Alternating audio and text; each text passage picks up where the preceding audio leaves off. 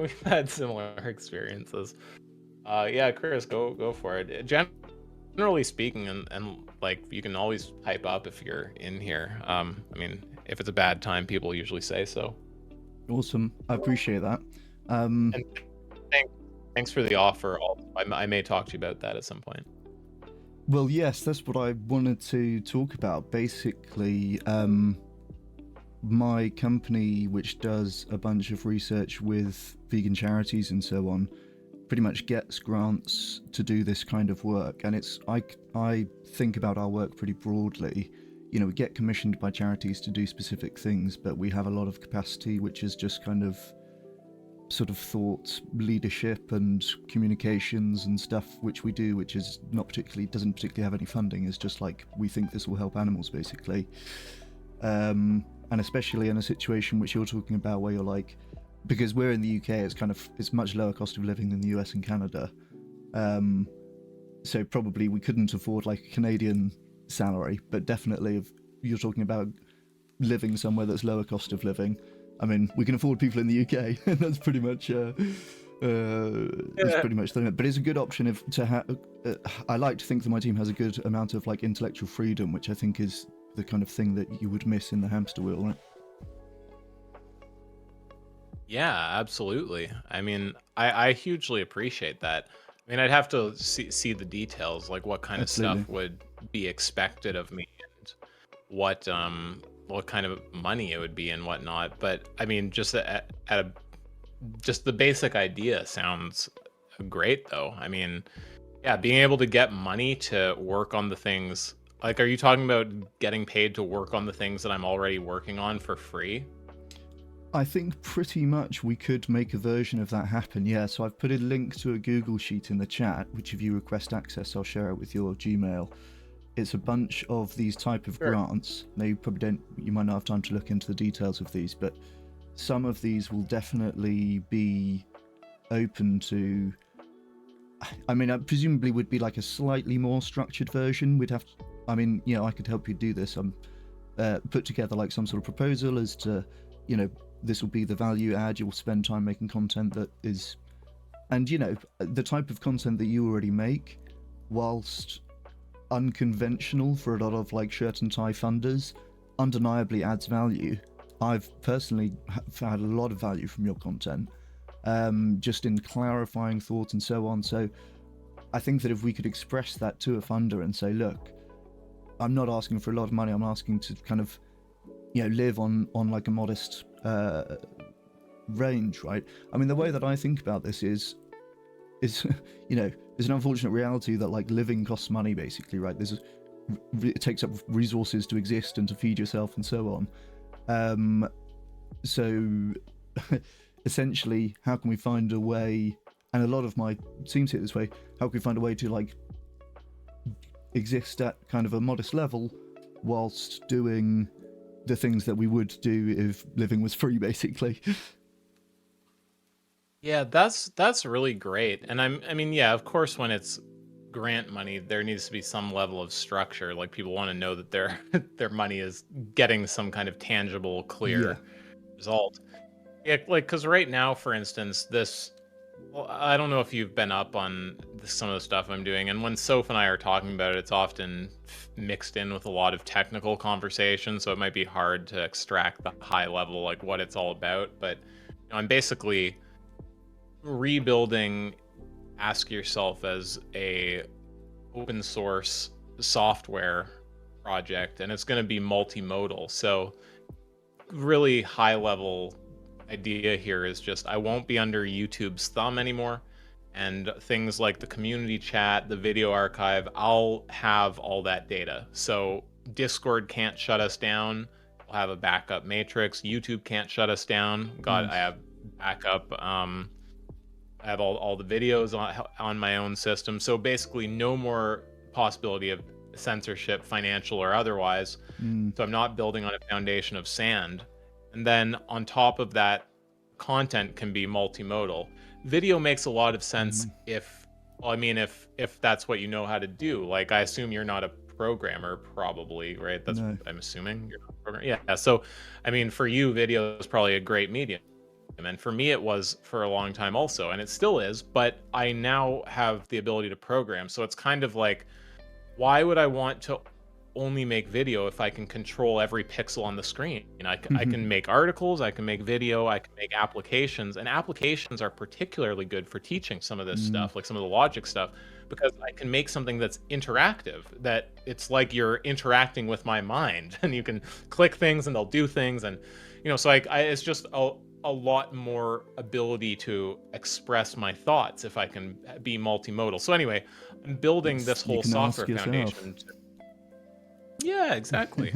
Yes. Nice. I'm building the whole foundation for all this stuff, which is, basically, yeah, the core things are not under anyone's thumb anymore, own my own data and all that, and I can have way more expressive power than just video. That's what we're going for. But right now it's lots of coding, so it's all kind of behind the scenes and people don't exactly see how much work and time is going into it, but it's a lot. Like if someone were to pay for a software project like this, it would Mm, absolutely be in the five figure kind of range. Like this is a fairly large project that's using a lot of pretty advanced tools that are not easy to find. So, like Sophia might be able to give you some sense of what a thing like this could cost. It's hard to really say, but the point is it's not exactly fun doing it all for free. And even when yeah. it's done, then it's just a slow grind to rebuild my audience on it and get enough money coming in through it that I can afford to Mm, make a living off it. So, yeah, sorry to go on for a bit there, but anyway, the upshot of all that is if there's a way to get paid, I'm certainly doing a fuckload of work. And if money can come in for it, it is very much wanted. yeah, I think that makes a lot of sense. It's so interesting to hear you say you're building a way to express yourself more than just video, because I am currently thinking of video as the upgraded version of how I've been expressing myself so far, and presumably the best version, right? Look, someone looking you in the eye and telling you the information is surely the best thing. That's what I've been sort of saying, but you're pointing to something that's much more interactive and thorough, which I guess is better. Will it be? It'll be. It's sort of like a chat GPT version of you. Is that one way of thinking of it? Not quite, although there could be AI aspects to what happens. I do have some plans on that front. Um, to be clear, when you say video is an upgrade from what you're previously doing, I assume you mean publishing, like Yeah, just academic writing papers? basically. Well, yeah, I mean, academic papers are decent. I mean, academic papers do probably get more reach. A lot of what we do is publishing insights on our website, and that's again doesn't have to Right. go through peer review and like, which is kind of a long process and doesn't mean what most people think it means, right? Um, but yeah, but yes, compared to writing, I would say video is an upgrade. Yeah, Is it like a WordPress site or something like that that you're exactly, doing? exactly. Yeah. Yeah, so I also this distinction is not always obvious to non-programmers, but with websites, there's kind of at one end there's pre-made websites Hmm. and like content management tools and stuff that give you a whole structure. You can add certain specific widgets. So that's like the kind of thing that you're talking about basically with WordPress. Hmm. And then at the other end, there's fully programmed from scratch, and that Mm. is just every pixel is under your control, doing whatever you want. So that's kind of what I'm talking about. So Yes. it's a bit more of a slog. Just the site construction, obviously, the articles, I'm sure are tons of work. No, In I hear terms what of you're your saying. Yeah, it's question, very different. yeah, in terms of your question, yeah, I mean, it's not exactly like so there will probably be at some point some AI type stuff, but that's not the main thing. Like for one thing I'm doing is I'm the first piece of content, once I'm done the foundation, the first piece of content is a course on debating. Really, it's kind of on disagreement broadly, but it's really teaching the whole mechanics of how to debate algorithmically because I want to break this horrible Mm. meta we have right now. Where debates are basically, if you watch a high level debate like, oh, Sam Harris versus Ben Shapiro, it's just going to be one person sends a volley of like 5 points, then the other person sends back a volley of 5 points, then Mm. another, and then another, and no individual point survives more than like three volleys, right? So it's a totally horrible paradigm to actually get anywhere. We need a more linear model, and I have a whole kind of this whole view about like algorithmic or linear debating. It can all be taught. And I think the best way to teach it is sort of a course that incorporates different elements. So it would be, you get a video that explains a basic concept, maybe like 5, 7 minutes. And then after that, there's some kind of activity, and I'll make it all nice and aesthetic and it'll look good. And, the activity might be something like, say, I'm teaching logic. Maybe the activity is just like match the natural language sentence to the logical expression. And then you do that and you have to do like, 8 in a row or 10 in a row or something. And if you can get like higher than 80% correct, then it unlocks the next phase. And then the next phase of the video. And then it kind of keeps going, right? So it's a way to actually make sure that the content is actually getting in someone's head to a Mm, point that they can do the activity, right? So it's a lot more thorough than video. It's a lot better for teaching. this is like And the then you can advanced also, version of the bot that you've had on the server, right? yeah, I mean, the bot is kind of like a prototype for the stuff that's Yeah, gonna happen. Yeah. that's awesome. Yeah, I I feel think like it'll be this really is good. definitely would be eligible for some sort of grant funding. I mean, people get grant funding for doing this kind of thing all the time, and it's expected that most of that grant funding goes towards salary, i.e., cost of living, right? I mean, it's totally legit that living costs money, your time costs money. If you're sinking all of your time into doing something that's very valuable for animals, there's totally sources that would pay for your time basically for doing that. And that's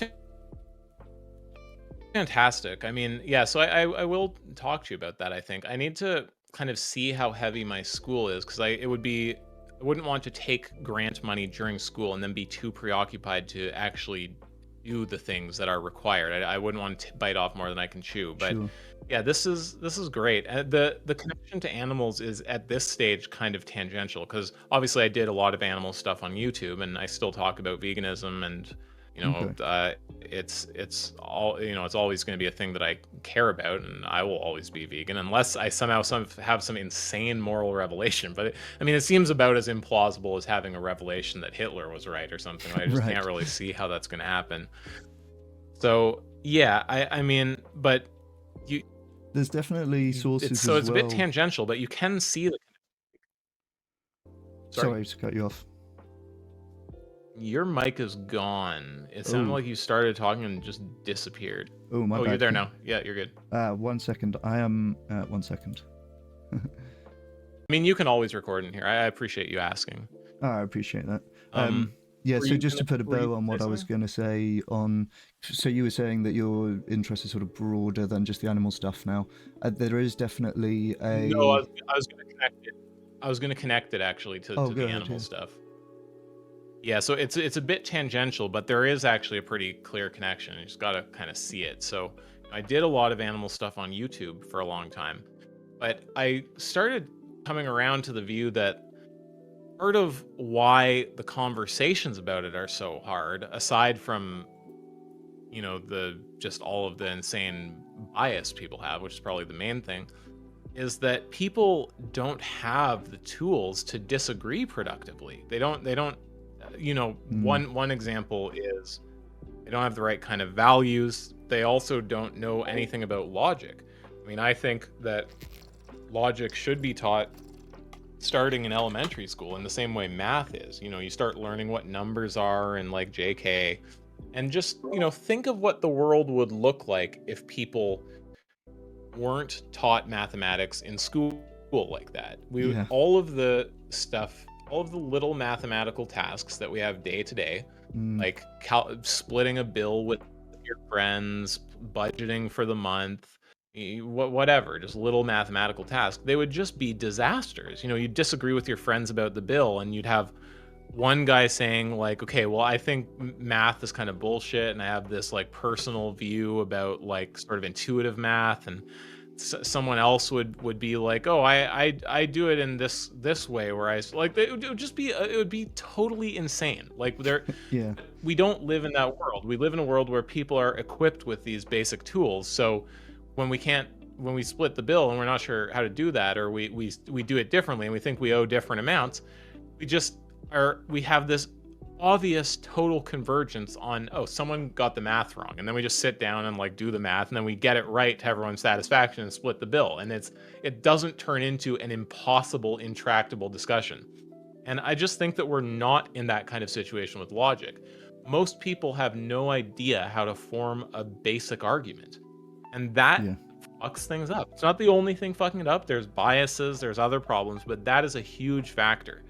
So you get things like, even people who are at the PhD level, you'll ask them, put together an argument for their view, Mhm. and they'll give you like this kind of rough constellation of sentences. Like some of them are propositions, maybe one's like a question, and then the conclusion isn't even exactly what you asked for. It's something like kind of related Yeah, that so also true. isn't always a proposition. And that realistically, like, that is the kind of error that someone should be able to not make by, like, certainly before they're even in high school, right? Like in Yeah. high school, in grade 9, people are doing quadratic equations. You remember quadratics where you have Yeah. like a parabola and shit? Or do you do statsy stuff? If so, then I'm Yeah. sorry if I asked you something that is insanely basic and obvious to you that you actually know way more than me. But either way, point is that's grade 9. You know, that's harder than propositional logic, doing that stuff. And people don't learn propositional logic until university, if at all, and only in certain streams, and not always in those streams. Like even in philosophy, there is often, and my school is one of the schools that has this shameful structure, a choice where you can either do formal logic or some kind of more lazy, like critical thinking course. And Mm. all the people who aren't mathematically inclined are like, oh, I'll do that.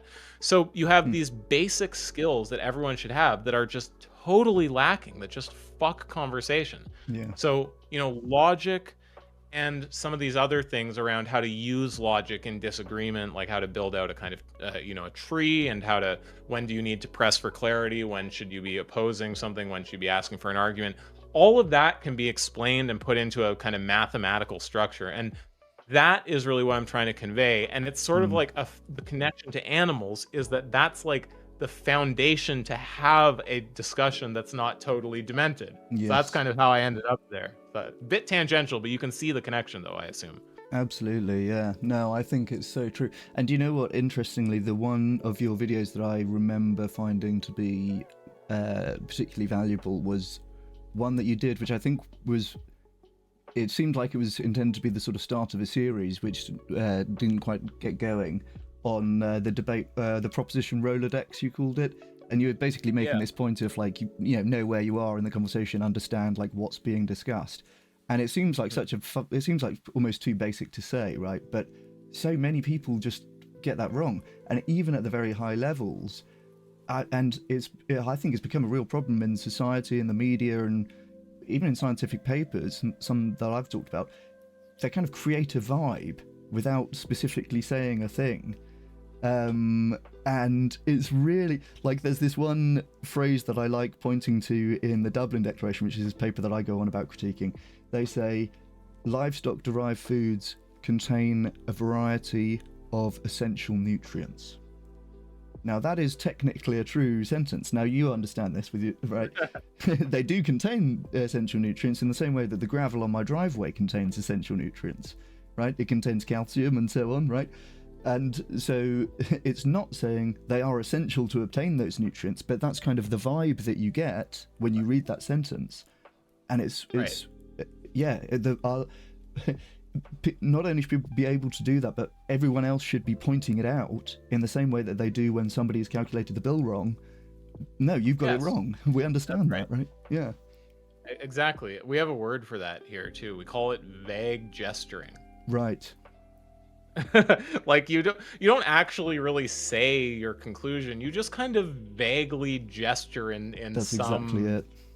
really anti-vegan direction. Like what? Fuck that. And yeah, with the Rolodex, you know, I don't know how many of like I don't know why sometimes I start things and don't finish them. Maybe that's an ADHD thing. I'm not sure. Maybe I don't remember. But that series is what grew into these thoughts. So That's this what I was stuff thinking, yeah. is yeah, it's like it was going to be a kind of series of things, but then I got started on this, and then at some point it became clear to me that all of that stuff gets wrapped up into this one big course. So Mm, there is going to be a thing that goes over all of that prior stuff in much more detail, nice clean animations, integrated activities and stuff, and then that expands out and goes over the whole model for debate.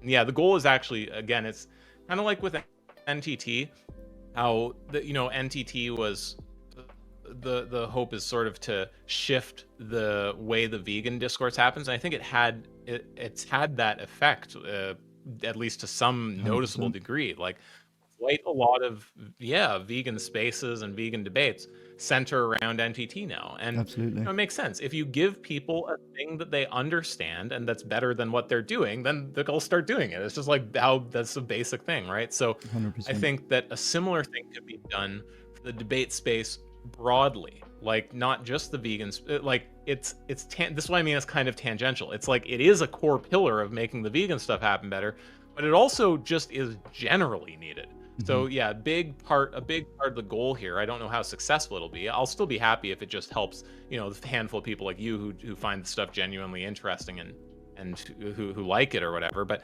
the stretch goal or whatever is to actually shift the overall character of the space, or at least create bigger pockets in the space that have good discourse norms.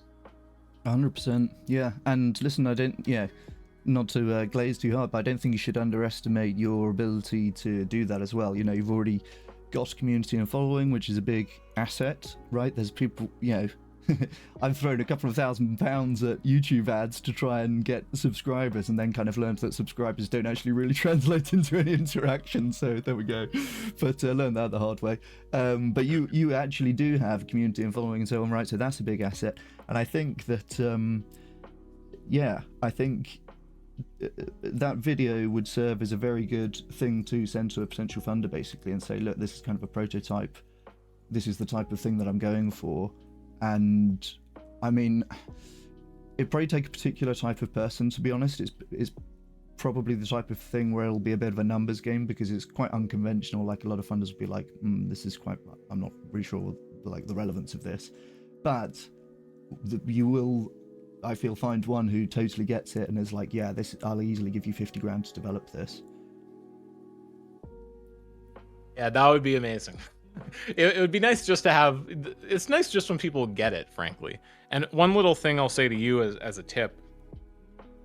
When I got started, it was Richard Vegan Gains who shared my content and got it out in front of people. So I always sort of look at it like a 3-part equation if you want to grow.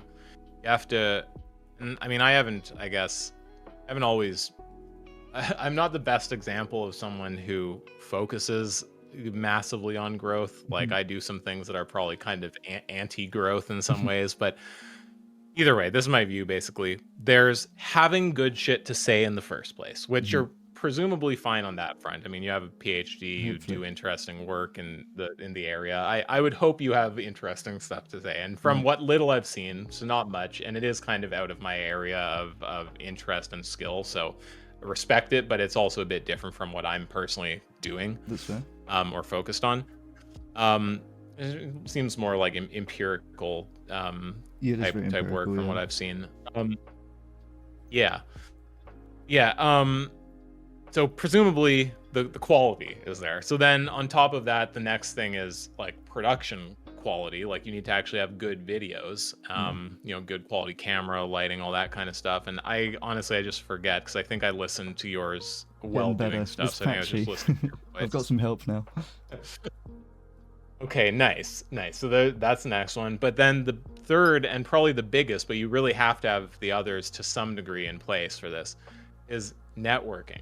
Like, I don't know if I'd have, like, if I didn't get the initial ball rolling of like a few hundred people who are really interested from Richard sharing it, it was right up their alley, right? Because he was making vegan content that's like pretty harsh, pretty critical of carnists and the animal holocaust, and also which is trying to be intellectual and deconstructive kind of content. Like, my stuff was right up the alley for his audience. It was more of what they want, right? So him sharing it out gave me a core of people who were really interested in what I was doing, and that made the snowball really, really easy. And I don't know if I would have. I'm not sure how far I would have gotten, if far at all, were it not for that initial share. So networking really can't be understated. And it's part of why I'm always happy to have discussions like this. I don't have that much pull, so I mean, it can only do so much, but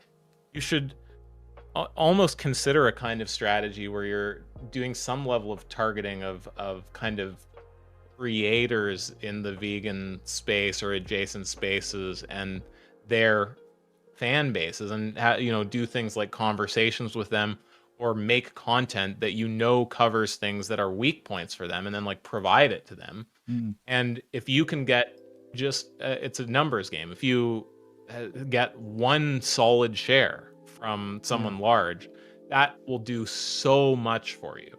So yeah, that's kind of my like 3-part little strategy for you, for if you're trying to grow your channel. That's Quality, awesome. production, intellectual quality, production quality, then networking. Yeah, that's really good advice. I actually hadn't really considered the networking part of it at all, so that's really helpful to hear you say that. And actually, Vegan Gains did share what I guess watched a short video of mine after I donated to him the other week, and I got a few, like a boost in subs and everything from that, so that was really good. The secret fourth thing, which could really help my growth at this point, is if you would destroy me in a debate. I feel like that would really for the thumbnail, maybe just destroy me real quick. I don't know how much we disagree about. I'm just kidding. I'm just doing a bit. No, I got you. I also think that with Richard, there's a bit of a difference between when we got our share, because the thing is, I got shared by him when he was doing a lot of like essay style content, so he wasn't doing live streaming. With live streaming, it's like a constant wall of stuff he's reviewing, so you're kind of lost in the flurry. So I'm sure you get some amount of boost off that, but it's not like the same as having, and he was also in his heyday at that point, having some channel with like 200 300,000 subscribers, just put your video on there. Like, he used to also have the liked videos thing. I forget exactly how it worked, but it was like his main page. Oh, nice. I think YouTube got rid of that at some point. They changed their formatting, but it was basically, you go to his channel and just you would see my video it would sitting link there to other yeah, that's great. it's like the list of things he had liked, so it would be mine for a while, and that would just get thousands and thousands of views. That's awesome. So it was a bit more substantial to get a share in that kind of context than it is now when his core thing is live streaming and you're like one of the infinite things he reacts to. Yeah, that's awesome. Do you know what has thoroughly not been worth it was paying for YouTube ads. I did the YouTube promotions, and I got a lot of subs off it, but I think it's basically, I don't know if it's bots or it's just like subs don't really necessarily translate into anything. I think the algorithm is much stronger than subscriber now. You don't necessarily see like the channels that you're subscribed to get suggested to you unless you are interacting a lot with them. It gives you what you want rather than what you think you want. Yeah, it could, like you said, literally just be a scam. Like, I wonder if it's literally not actually real people and it's just a number going up on a screen somewhere, because that would be a very tempting thing to do as a business. Like, hey, we can just trade money for making a number go up a little bit, and that's that. So for sure, if you're Google, just a total ripoff. It totally could be, but then I feel like you'd make the views number go up as well, right? And then I guess it's going to have downstream implications for like, well, then you have to be lying to the advertisers as well and stuff like that, which is not impossible. Yeah, I don't know what's going on with that. In fact, it's something that's accused of a lot of the new streaming, like Kick and Rumble. A lot of people say, oh, they bot their viewing numbers, which is, who knows, right? Yeah, I don't know. I'm not sure. Okay, I should go because it's late and I stayed on way too long. Is there any like final thing you want to chat about or mention, or no? Just to say, really appreciate you taking the time to talk to me, and for being so gracious in general, letting me share my stuff in your server and all that kind of stuff. And I really appreciate all the work that you're doing. And let's definitely talk more. I sent you that Google Sheet. If you request access on the Google Sheet or DM me on here, we'll talk about the grant stuff. Yeah. But thank you. Sure thing. Yeah, I appreciate you offering that. And although I haven't explored your content in detail, the general flavor of what you're doing seems great. So I'm glad that you're doing that too. And yeah, if you want to speak more, I'm happy to do that. Just just remind me. And yeah, I'll request access for that Google Sheet. Thanks so much. Awesome. All right. Take care. Okay, have a good day. Have a good Yeah. whatever time it is where you're right now. Cheers. Okay, all right, bye.